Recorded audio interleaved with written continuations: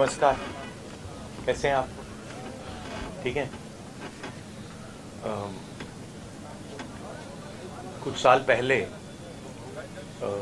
नरेंद्र मोदी जी ने ये हिंदुस्तान का जो पॉलिटिकल फाइनेंस का सिस्टम है उसको साफ करने की बात की थी और इलेक्टोरल बॉन्ड्स का जो कॉन्सेप्ट है वो नरेंद्र मोदी जी ने डेवलप किया और उसको इम्प्लीमेंट किया।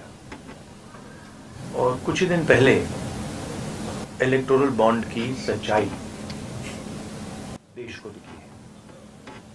बेसिकली जो नरेंद्र मोदी जी ने इलेक्टोरल बॉन्ड का कॉन्सेप्ट रखा है वो दुनिया का सबसे बड़ा एक्सटॉर्शन रैकेट है।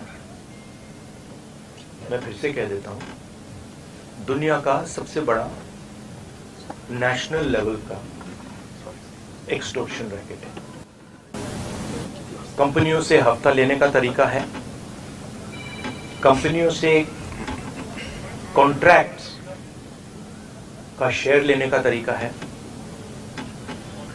और शायद सबसे बड़ा, दुनिया में सबसे बड़ा भ्रष्टाचार का स्कैम है। इसके सब आंकड़े आपके सामने हैं। पूरी कंपनी की लिस्ट अभी आई नहीं है। इसमें शेल कंपनीज हैं, इसमें सीबीआई ईडी से प्रेशर डाल के पैसा लिया जा रहा है, डेट्स हैं, कंपनी पर केस लगता है, उसी के थोड़े दिन बाद बीजेपी को पैसा मिलता है,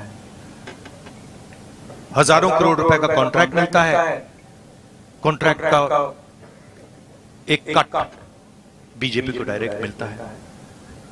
तो ये प्रधानमंत्री का कॉन्सेप्ट है और दुनिया में सबसे बड़ा भ्रष्टाचार का, करप्शन का उदाहरण है। अंग्रेजी में बोलूं या some years back Prime Minister came up with a concept which he claimed was designed to clean Indian political finance, and at the heart of the concept was the idea of the electoral bond, the ability for corporates to give electoral bonds anonymously. Now it turns out that this is a way of extorting money from India's largest corporates. It is a way of stealing money from the biggest contracts in the country. It is a way of intimidating corporates and making them, forcing them to give money to the BJP. So it is the world's biggest corruption scam. It is the world's biggest extortion racket, and it is run by the Prime Minister of India. I don't really expect the Indian media to pick up this in a large way, because I know, from past experience, the type of things you focus on.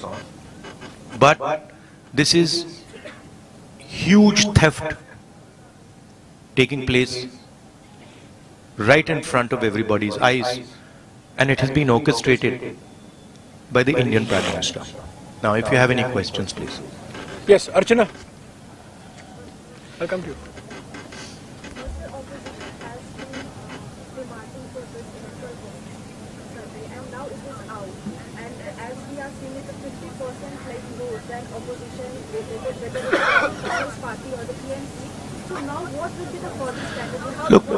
Look, the question is not whether it is 10%, 20%, 50% more.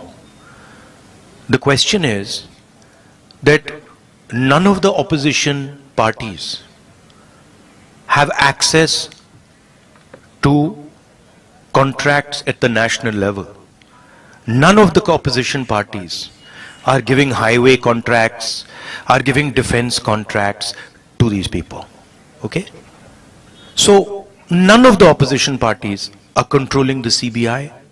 None of the opposition parties are putting Pegasus on people's phones. None of the opposition parties are controlling the income tax department. None of the opposition parties are controlling the Extortion Directorate. These are all controlled directly by the BJP and by the Prime Minister of India. And what we are seeing is criminal extortion from corporate India. Every single corporate knows this.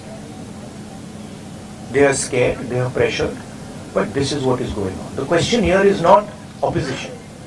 The question here is that months after a contract is given, the corporate is suddenly giving electoral bonds to the BJP. The question here is, immediately after CBI is filing a case, ED is filing a case, the corporate is giving money to the BJP.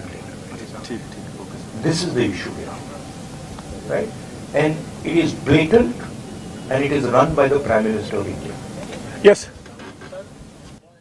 Technically, by law for extortion, you need a complaint. In a way, through electoral bonds, in Delhi, he got 5,000 crores. Congress also got around 1,400 crores. So these are allegations. What is the logical conclusion? These are not allegations; these are facts.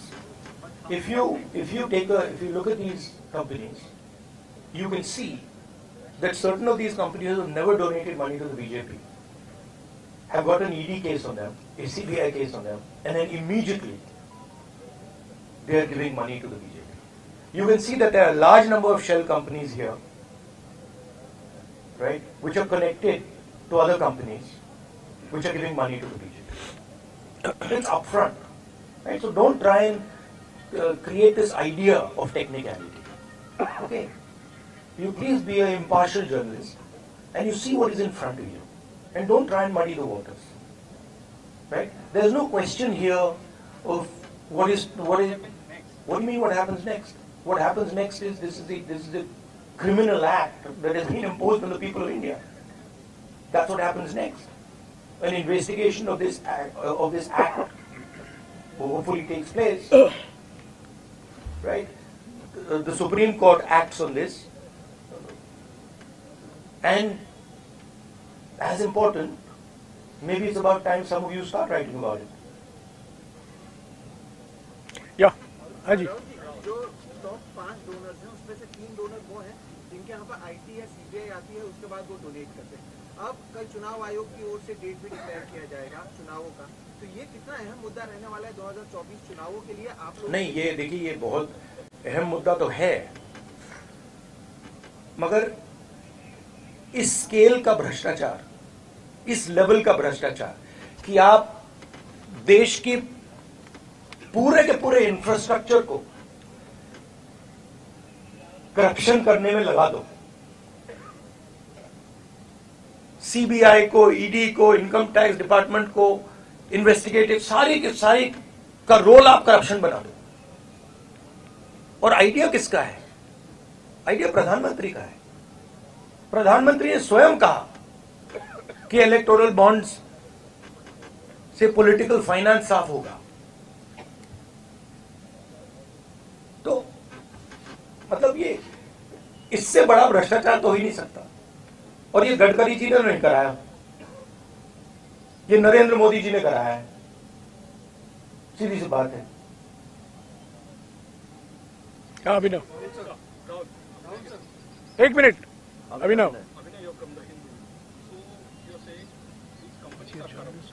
These companies are funding, but most of these companies, they are operating from a state or 2 states where your government is there, Telangana or in Karnataka, and they are getting mega, for example, MEIL, Mega Engineering Infrastructure and Infrastructure Private Limited, and they got projects in your government in the states. Like No, Karnataka no, you're wrong. That's wrong. Our government in Telangana has come a few months ago. in Karnataka. Right? No, actually you're wrong. That's not what's happened.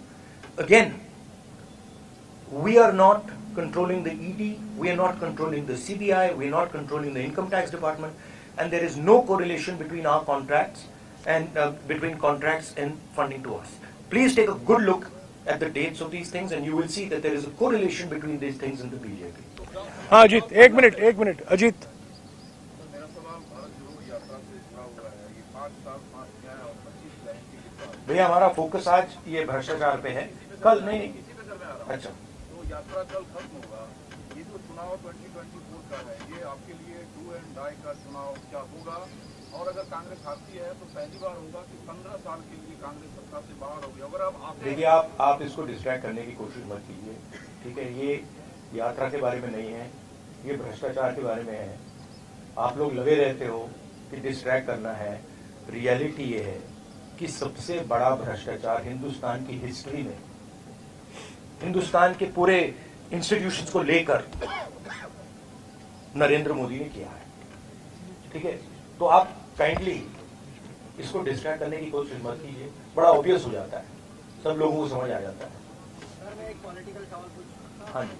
Sir, इस तरह से महाराष्ट्र की जो भी पार्टियां हैं, शिवसेना है, राष्ट्रवादी है, और भी अलग अलग प्रदेश में इन पार्टियों को दो टुकड़ा किया जो महाविकास आघाड़ी के साथ में है, उसका इफेक्ट कितना पड़ेगा? और नहीं, वो दो टुकड़े में वो जो किया उसका पैसा कहां से आया? यहीं से तो आया। जो ये हिंदुस्तान में state government after state government गिरा रहे हैं, पैसा कहां से आ रहा है? इधर से तो आ रहा है। और ये अभी तो छोटा सा भाग दिखा है। तो इन्होंने पूरे के पूरे सिस्टम को एक्सटॉर्शन का सिस्टम बना दिया है। पॉलिटिकल पूरे स्ट्रक्चर को इन्होंने कैप्चर कर दिया है। सीबीआई इन्वेस्टिगेशन नहीं करती है, ईडी इन्वेस्टिगेशन नहीं करती है, एक्सटॉर्शन करती है। किसके लिए? बीजेपी के लिए।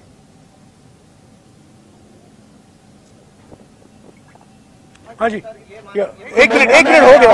आपके सवाल हो यही है ना, हो गया कि ये जो पार्टीज को तोड़ा गया, कैमरा मत दीजिएगा, कैमरा के नीचे रखिएगा प्लीज। ये उसको ऑफ कर दीजिए, उसको ऑफ कर दीजिए। ये पार्टीज को जो तोड़ा गया उसको बीजेपी ने, सेंट्रल लीडरशिप ने तोड़वाया। तो ऑब्वियस है, वो तो मतलब अमित शाह वही काम करते रहते हैं। उन्होंने उनको पैसा दिया, ये भी सब जानते हैं, पूरा महाराष्ट्र जानता है पैसा कहां से आया। मैं आपको बता रहा हूं पैसा कहां से आया। बट सबसे बड़े कॉन्ट्रैक्ट्स हैं, उसका हिस्सा लेकर बीजेपी ने सरकार को गिराया। तो नीति तो यही है, फाउंडेशन तो यही है। हाँ जी, राहुल जी, आप एक्सटॉर्शन को लेकर, तो इस मुद्दे को लेकर आप सुप्रीम कोर्ट जाएंगे? जो भ्रष्टाचार हुआ है आपका मानना है, तो इसको इस मुद्दे नहीं, मेरा मानना मतलब आपने पढ़ा नहीं इसके बारे में क्या? आपने अभी बोला तो आपने लिस्ट दी थी कंपनी की, आप मीडिया में है ना? नहीं, जाएंगे क्या, हम रेज करेंगे, मगर आपका भी काम बनता है ना। कहां कर रहे हो आप? तो ऐसे बोल रहे हो जैसे हुआ ही नहीं। तो मेरा कहना है, हाँ, सुप्रीम कोर्ट का रोल है, आपका रोल है। ये पूरा का पूरा जो हिंदुस्तान का इंस्टीट्यूशनल फ्रेमवर्क है, इसको बीजेपी ने कैप्चर कर रखा है। और पूरे सारे के सारे इंस्टीट्यूशंस इसी काम में लगे हुए हैं। ये एंटी नेशनल एक्टिविटी हो रही है, इससे बड़ी एंटी नेशनल एक्टिविटी हो ही नहीं सकती। और दुनिया में सबसे बड़े लेवल पे हो रही है, सबसे मतलब मैक्सिमम जैसे किया जा सकता है वैसे किया जा रहा है हिंदुस्तान में।